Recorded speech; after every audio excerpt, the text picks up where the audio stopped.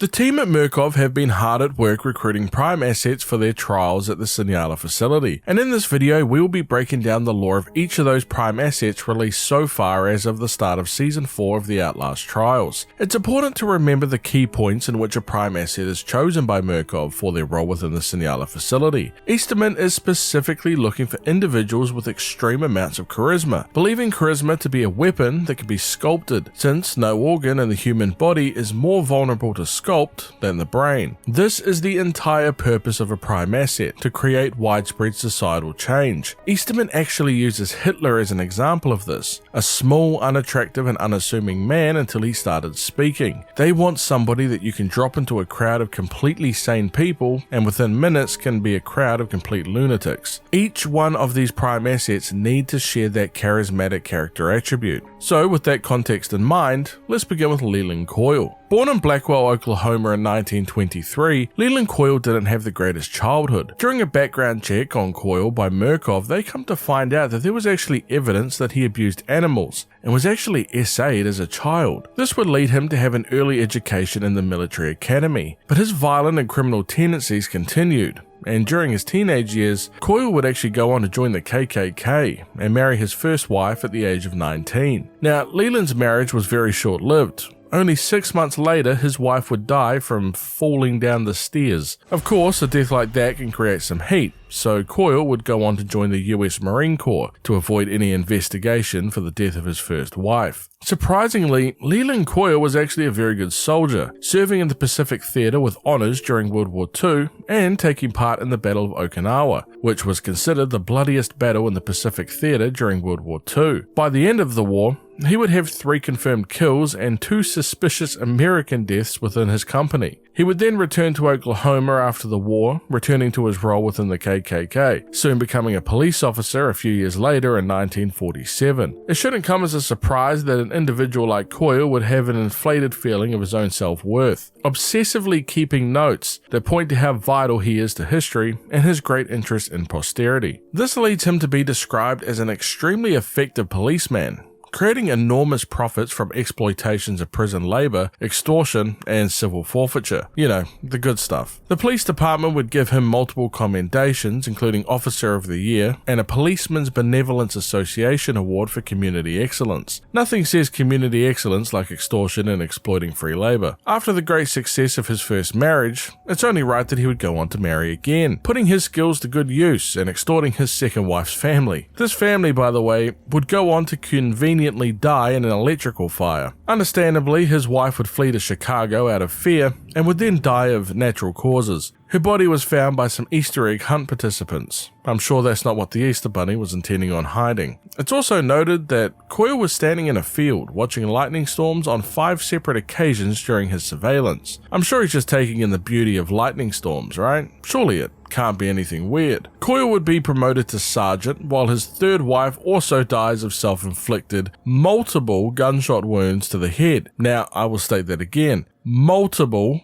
gunshot wounds to the head. It's impressive that she was able to pull the trigger more than once. Doesn't sound suspicious in the slightest. Oh, and by the way, the third wife's entire family also dies within a year of her death. All are ruled as self-inflicted, and their chosen methods progressively got more violent and convoluted methodologies. What are the chances? Despite all of this, Coyle is still beloved within the police force, even holding a high standing in the Elks Club and the VFW. Now, it shouldn't come as a surprise that a man like Leland Coyle would garner the eye of Murkov. See, in 1956, Clyde Perry would organize a meeting with Coyle at a bar on Route 177, under the pretense of bribery. Coyle was well liked by the bar staff and the customers, and he made out Perry within minutes, telling Perry that he noticed that he was being followed for days now. And to say that this took a violent turn would be an understatement. Perry described it as being a crippled mouse used as a plaything by a tomcat, pointing out the fact that if Coyle actually wanted to kill him, well, he wouldn't be writing this report right now. He would sustain 2 broken fingers, a hell of a lot of bruising, and he began peeing blood, causing him to take some well-needed rest out in Wichita.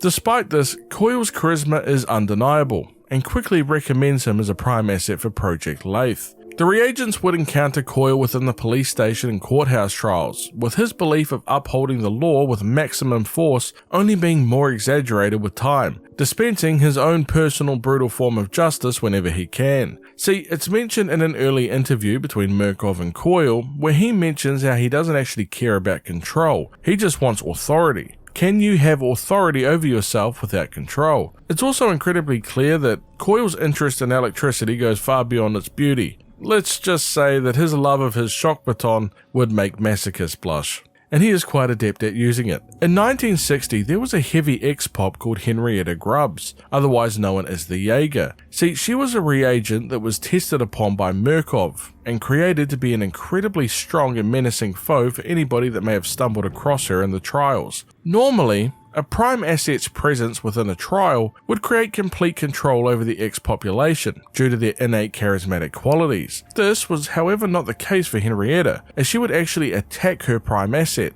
The prime asset that she decided to attack was Leland Coyle. This is obviously an incredibly rare occurrence that realistically shouldn't even happen, and the Jaeger is considerably larger than Leland Coyle and would pose a serious physical threat to him. Not to mention, Henrietta was the product of extensive testing and experimentation by Murkoff, giving her hormone baths and bone extension surgeries to increase her strength, creating a huge weapon, so to speak. However, despite all of this, Coyle would actually go on to inflict fatal injuries to Henrietta, killing her in the process. That is insanity. Now let's move on to the other of the two original prime assets. Born in Philadelphia to dentist Dr. A. Futterman, Phyllis had nobody in her life except her father. It's noted that her mother was out of the picture and she worked from a young age with her father in the dental business, acting as her father's assistant, using puppets to keep children patients calm during drilling and surgery. She also had a keen interest in taxidermy and musical theatre. These traits would make her the perfect choice for a locally broadcasted television program in 1951 called the Mother Gooseberry Hour. She would star in the show with her father until his death. However,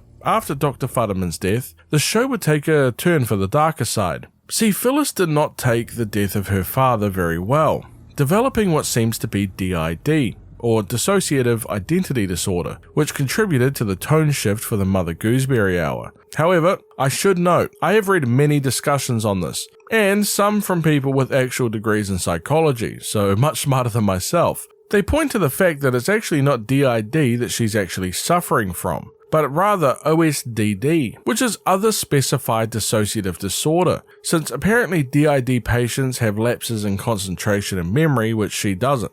It's even mentioned that she could have OCD with delusion, but it's actually not acutely mentioned. She begins conditioning her adolescent audience through classical applications of abuse, praise, and narcotics, using her mail-order dental drops to hook a whole generation of children on narcotics, violence, theft, and in some cases even murder. Well, there goes her potential house on Sesame Street. By 1955, the police would conduct a raid on the television studio, creating this absolute horror show, looking to arrest Phyllis on kidnapping and racketeering charges. However, Phyllis had retreated into the puppetry tunnels that she had created underneath her set, proceeding to kill 2 police officers and injuring 5 with her drill before being arrested. The police chief described the Futterland Studios as the most grotesque architectural perversion since H.H. Holmes' Chicago murder castle.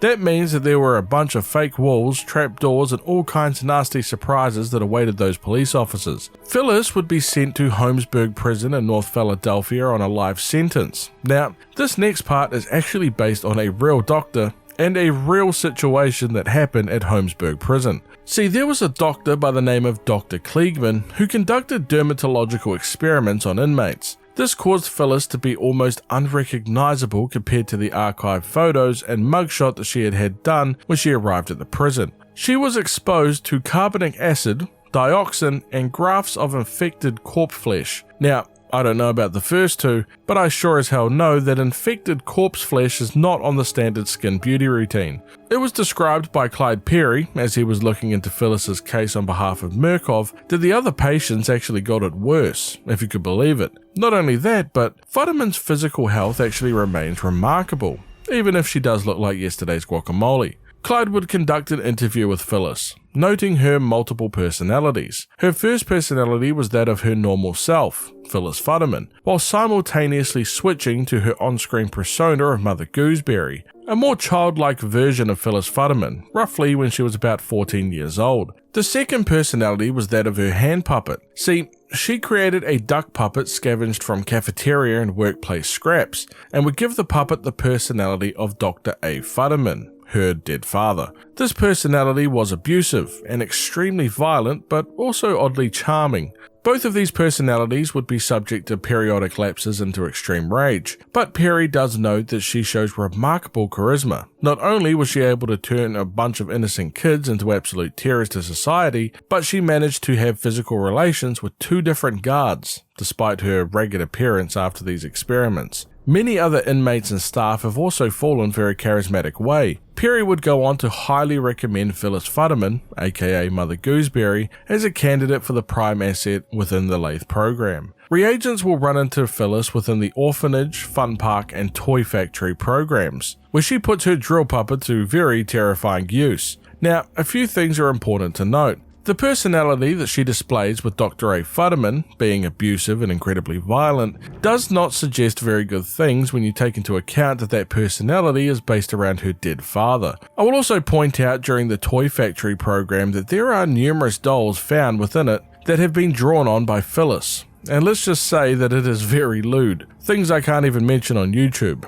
But it's also a worrying sign when you take into account that the innocence she portrays with her Mother Gooseberry persona. There are moments in particular voice lines between Futterman and her puppet where she alludes to the fact that her father's death could have actually been a result of usage of benzodrine and gin, which is a pretty nasty combo, and likely contributed to his demise. Now we move on to the real man-child of the bunch. Franco Barbi is the son of Louisiana Mafia Don Salvatore Barbi, also known on the street as Figo Barbi or Sally Figs. Franco never met his actual birth mother, instead growing up around his father's numerous wives and of course partaking in the criminal underworld that befits the son of a Mafia Don. He wasted no time getting himself into the same violent life that his father lived, having committed his very first murder at the young age of 12. Killing a man that owed his father money and using his old man's shotgun to do it. It is described by a friend of Salvatore's as being the very first time his father ever hugged or acted proud of Franco in any way. This of course would only be the first of many murders. Only a few years later, in Franco's teenage years, he would go on to become his father's triggerman and hitman, sawing off the same shotgun and using it as his primary tool of murder. This very shotgun would earn Franco the nickname of Lupara, or Lupa by many. Lupara is an Italian word to refer to a sawn-off shotgun, and boy does he put it to good use. Franco would essentially go on a murder spree, and there wasn't a month that would pass where the Mafia family wouldn't hear about another person winding up dead, shot to pieces and resembling a chewed-up dog toy. Franco would kill for little to no reason, and it didn't take long before the cops were involved, and even his powerful father couldn't keep them at bay. Franco would end up being exiled to Miami by his father. But there are conflicting reasons as to why this happened. Firstly, some believe it was due to the growing police interest in the Martino crime family due to Franco's murders, opting to send him away to let everything cool off. The other reason given is a bit more spicy, however. See, Franco is not much of a looker, and that's putting it lightly, so he would frequent the services of working girls, even killing some of them. A rumour went around that old Franco had trouble, well, getting it up. That is until a secret fling with one particular woman. See, Salvatore, Franco's father, was no stranger to wives. In fact, he had a total of 4 during Franco's upbringing. But it wasn't until Salvatore's 4th marriage to Angelina Barbi where things got a little weird. Franco and his stepmother Angelina had a secret love affair, and when Salvatore found out, it did not end well for old Franco, being beaten within an inch of his life and his cranial birth defects now being expanded upon by his physical trauma. And if you want to go by this story, Franco was exiled to Miami as punishment from his father. His actions while in Miami didn't change all that much, becoming an assassin for hire and a debt collector. There is even good reason to believe that the murders carried out by Franco are psychosexual in nature. It is said that Franco would collect the nipples of his victims. Ugh. Franco would also spend his time in Cuba, and for a brief amount of time was utilized by the CIA on missions, being sent out on CIA-led raids against Cuban revolutionary forces. But Franco is Franco, and having specific targets is boring. He would go on to murder just about anybody without any real thought. This of course was not ideal for the CIA, and they would eventually have to set him loose. His time in Cuba did not come to an end here, however, with Franco actually witnessing a Murkoff reagent conducting a murder. This would lead him to murder 7 people during the chaos that the reagent started. This of course caught the eye of Murkoff, who was observing the reagent at work, and would go on to send Clyde Perry to investigate this mysterious man that people were calling Lupara. Clyde would track Franco down to a rundown hotel, where he was in a room with a working girl. Only Franco had killed the woman and climbed inside her corpse like a baby. Not the only baby-like reference to this character, which I'll get to in a second. A fight ensues between Franco and Clyde, which ends with Clyde needing leg reconstruction and skull surgery before Franco would eventually be picked up by Murkoff and transported to the Sinjala facility to act as their third prime asset. Now, I mentioned before the parallels between Franco and a baby. Well, I think I actually now know why. In a recent AMA, Red Barrels answered some questions from the public. In one of the questions, it mentions that Franco was actually inspired to be a mix between his 2 predecessors, Coyle and Gooseberry. See, Gooseberry is the mother and Coyle is the father, figuratively speaking of course, but Franco would fit in as the child. Now we can see that Franco enjoys his role as child a little too much. Of course, the moment he crawled into the stomach of the woman like a fetus, only to burst out like a worse version of Chucky. His necklace of choice is a pacifier that he keeps around his neck at all times. But we can even see within the trial that Franco opts to cradle himself into the arms of some of the ex-population, acting as a child, and in some cases even breastfeeding himself. Not to mention that he collects nipples, and while I cannot show this on YouTube for obvious reasons, he literally has a factory in the dock that he collects breast milk from numerous reagents for his personal collection. And using baby milk bottles, except the lids have been replaced with cut-off nipples. Coyle and Gooseberry honestly seem not that bad in comparison to this creepy man-child. Franco is permitted by Murkoff to keep his iconic shotgun within the trials using bone fragments and teeth as ammunition instead of your typical bullets. His dock environment is of course decked out like a typical mafia-run casino with a giant boat sporting the name of Angelina, just like his stepmother and short-lived love interest. Not to mention that his environment is also a fully functioning heroin facility that the reagents use to make a little extra profit on the side for Murkoff. Before we move on to the next prime asset, I want to bring up how these previous 3 prime assets feel about one another, since we have voice lines available between these 3 in particular. Firstly, Leland Coyle and Mother Gooseberry. Coyle describes Gooseberry as a walking thundercloud, provocative and extremely hysterical, in need of a firm disciplining hand.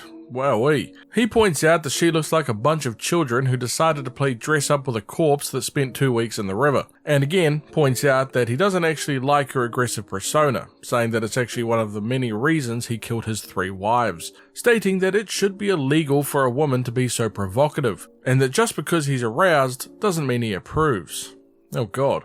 Gooseberry, on the other hand, is not a fan of a police officer being in the trials, with her Futterman persona pointing out just how much of a disaster it was when they last had cops called on them. She also shows signs of interest in Coyle, having conversations about her personas, about wanting to adjust her face and fidgeting with her clothes when Coyle was around. The Futterman persona, on the other hand, despises Coyle, believing that he has his eyes out for his daughter, and mentions that if he sees Coyle make a move towards Gooseberry, he will drill a hole through her neck. Now for Barbi and Coyle. There is a special hatred between these 2. Franco despises police officers, and he does not hold back on Coyle, saying that Coyle has something coming for him if he thinks that he can create laws here within the trials. Coyle, however, is more jealous about the fact that Murkoff gave Franco a gun and didn't allow himself, an actual police officer, to have one. Why do criminals get one but then he's just left helpless? Gooseberry and Barbi, on the other hand, have a very weird relationship. I guess that's what you should expect when you have one person with a serious mother issue along with a person that has serious daddy issues. Franco is definitely interested, if you could say that, with Gooseberry, but is not a big fan of the puppet father persona since he thinks that it's just getting in his way. Gooseberry, on the other hand, points out that she's lonely, and even asks the puppet if she could meet up with Franco alone, much to Dr. Futterman's horror. These 2 match each other's freak on another level that I can't even believe. One big distinction that I do want to bring up is the fact that Coyle views Gooseberry's puppet as a power tool, like an actual literal tool, and also points out just how crazy Gooseberry is in general. Franco, however, describes the puppet as a protective father, seemingly buying into the persona that Gooseberry is assigning to the puppet, something that I found interesting. Alright, let's move on to our newest addition to the prime asset family. In 1899, conjoined twins Otto and Arora Kress were born in Buffalo, New York, to the Kress Chemical founder Anton Kress. The very product created at Kress Chemicals would go on to play a pretty critical role in the lives of Otto and Arora. See, Anton would bring these chemicals home, and the exposure that they had to their mother contributed to their very conjoining at birth, killing their mother in the process. Only a few years later after the birth, their father's company, Kress Chemical, would begin having financial trouble as stock prices plummet, largely due to Anton's alcohol problem. During this time, however, the twins would show promise in different fields related to their wealthy father. Otto, for example, from a young age would show an interest in politics, showcasing a wise mind and a sharp tongue, while his sister Arora would follow more closely with her father, possessing a talent in chemistry. As they grew older, they would be shunned by society, viewed as monsters, but the twins had a different way of thinking. I'll read out their rough philosophy. You need to discover your passion, nurture your talents. When you belong in a world that tells you that you're unnatural, you indulge in the pleasures afforded to you. They call you monsters, but you have a method. As much science. It's a matter of art, never odd or even. It's a matter of art. As much as science, but you have a method. They call you monsters. You indulge in the pleasures afforded to you. When the world tells you you're unnatural, nurture your talents. They would nurture these talents together, studying, supporting one another, indulging in the pleasures afforded to them, whether it be prostitutes or each other. And yes, you heard that right. Damn it, the twins and Franco would get along very nicely, I feel. In the 1920s, they would gain a reputation for depravity, later nicknamed the Buffalo Minotaur by the press. Otto and Arora would go on to claim 12 different victims in the Buffalo area alone, with many of the community already viewing them as monsters due to their disfigurement. They seemingly lived up to this reputation in the shadows. The victims of choice for the twins were a mixture of vagrants, prostitutes, and Canadians. Sorry to all my Canadian friends out there, not sure why the twins had it out for you guys, but yeah. Their father would read about them in the newspaper, drinking heavily to cope with what his children truly were. See, even when the twins were toddlers, their father Anton would research surgery and anatomy, looking for a way to separate the twins. This would all come to a head in 1924, after Anton read about what his 25-year-old children's misdeeds were in the newspaper. He would then decide to sneak up on Otto and Arora while they slept, injecting Otto with a drug, and begins attempting to separate the twins with a handsaw. It's only due to the quick thinking of Arora, who throws a chemical vial at her father while injecting Otto to reawaken him, leading them to do some pretty messed up stuff to their dear old dad. They would use the handsaw and cut their father in half, viewing it as indulging in their pleasures, since that's what you do when the world views you as unnatural after all. Arora would carefully sew her father back together, but upside down, leaving his arms where his legs should be and his legs where his arms should be, taking careful effort to make sure that he stays alive. They then turn their father into the very thing that he tried to fix of them, keeping him alive for weeks, making him suffer in all types of different ways, including throwing him into the water while they just sat and drank and watched the show. I don't think anyone could surprise me after Franco, but Otto and Arora might just take the cake here, I'll be honest. They would begin taking more control of Kress Chemicals after the unfortunate fate of their father Anton, turning around the financial situation and making breakthrough after breakthrough that would garner Kress Chemical the nickname of the Wizards of the Northeast. It was during 1948 that Congress passed a Federal Water Pollution Control Act, not particularly something that helps a chemical company, let's say. Otto would put his political brain to work, empowering other politicians and manipulating the water pollution regulations from the shadows. It's during this same period of time, during the 1940s, where the Buffalo Minotaur begins claiming more victims than is even known about, splitting up their time between being a political puppeteer by day and a bloodthirsty serial killer by night. The consequences of these actions would, however, catch up on the twins in 1958, after they were arrested at their home, being found covered in blood after one of their many murders. Murkoff already had a business partnership with Kress Chemical by this stage, and the Buffalo Minotaur, in particular, caught the interest of Clyde Perry. After reading about their exploits, Clyde felt that whoever the serial killer was could be invaluable to the Lathe program at Siniala facility. Hearing about the arrest of the Buffalo Minotaur, Clyde Perry acquired Otto and Arora from their police holding cell, being placed into the Chemical Research and Development Division of Murkoff Corporation. Now, some context on how Murkoff manages to get these two off of a murder case. See, families as rich as the Kresses are very rarely guilty, and Kress Chemical was such a huge company that employed thousands of different people, and if news came out that Otto and Arora, the two heads of Kress Chemical, were actually the Buffalo Minotaur, it would completely destroy the whole chemical supply chain and put thousands of people out of jobs.